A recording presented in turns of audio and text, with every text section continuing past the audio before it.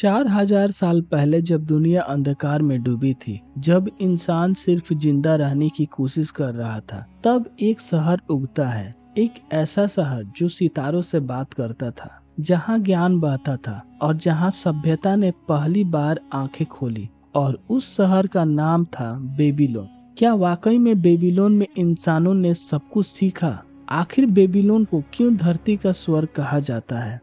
तो चलिए अपनी कहानी की शुरुआत करते हैं। बेबीलोन कोई साधारण शहर नहीं था, धरती पर स्वर्ग जैसा था। यह एक दीवारों से घिरा हुआ विशाल साम्राज्य था, जहां 250 से अधिक स्काई स्क्रैपर टावर थे, जिनमें हर एक की लंबाई 100 मीटर ऊंचे होते थे। यहाँ पत्थरों से बनी पहली पक्की सड़कें थी और एक छोर से दूसरे छोर तक नहरें खोदी गई थी। और उन नहरों में सिर्फ पानी नहीं था, बल्कि विज्ञान, कला और मानव सभ्यता का जन्म था। क्या आपने कभी सोचा है कि जो आज आप मोबाइल में टेक्स्ट पढ़ते हैं और जिस घड़ी में समय देखते हैं और जो आप इंजीनियरिंग और गणित पढ़ते हैं, उसकी जड़ें कहीं न कहीं बेबीलोन से ही है। और जो कुछ भी आज हमारी दुनिया में है, शायद वो सब कुछ यहीं से शुरू हुआ। लेकिन सवाल यह उठता है कि बेबीलोन में आखिर इंसानों ने क्या क्या सीखा? बेबीलोन में ही इंसानों की भाषा मिली, जो एक दूसरे से बात कर सकते थे।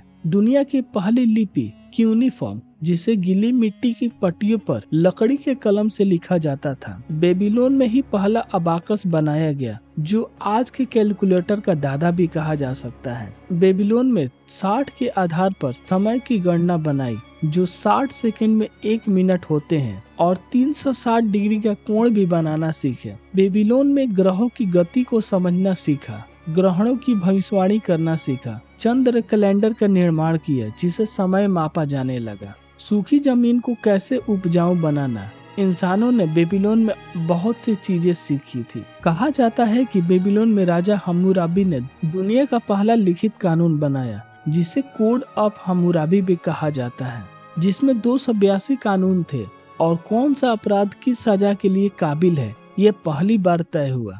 कुछ लोग मानते हैं कि बेबीलोन के लोग अकेले नहीं थे। उनके अनुसार यहाँ ज्ञान किसी दूसरी दुनिया से आए क्रिएचर ने दिया, जो आसमान से आते थे, और उन्होंने इंसान को भाषा, विज्ञान, गणित और खेती करना सिखाया। क्या ये बस एक झूठी कहानी है या भूली हुई सच्चाई? लेकिन पुख्ता तौर पर कोई भी सबूत नहीं मिला। हम्मुराबी के शासन में बेबीलोन बहुत चमका, लेकिन उसकी मौत के बाद कमजोर शासक, लालच और आपसी मतभेद ने इसकी जड़ को खा लिया।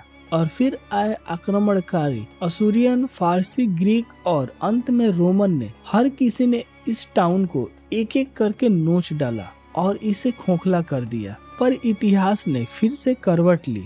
नबूकदनेस्सर II नाम के सम्राट ने बेबीलोन के फिर से खड़ा किया। उसके शासन में शहर एक बार फिर से सोने जैसा चमका। लेकिन इसी दौर में यहूदी समुदाय को 70 साल की गुलामी झेलनी पड़ी। और फिर आए फारसी, जो बेबीलोन को हमेशा के लिए खंडहर बना दिए। बेबीलोन की सबसे रहस्यमय कहानी टावर ऑफ बेबेल, एक ऐसा टावर जिसे इंसान स्वर्ग तक पहुंचने के लिए बना रहे थे, पर ईश्वर को यह घमंड रास नहीं आया। और कहा जाता है कि उन्होंने इंसानों की भाषाएं बदल दी, जिससे वो एक दूसरे को समझ नहीं पाए और टावर अधूरा रह गया। 1980 के दशक में सद्दाम हुसैन ने बेबीलोन को फिर से बसाने की कोशिश की, पर 2003 में अमेरिका की बमों और टैंकों ने फिर से इस सभ्यता को राख में बदल दिया। आज बेबीलोन एक खंडहर है, जहां रेत के नीचे दबी वो कहानियां हैं जिन्होंने इंसान को इंसान बनाया। आपको क्या लगता है? बेबीलोन सिर्फ एक शहर ही नहीं था,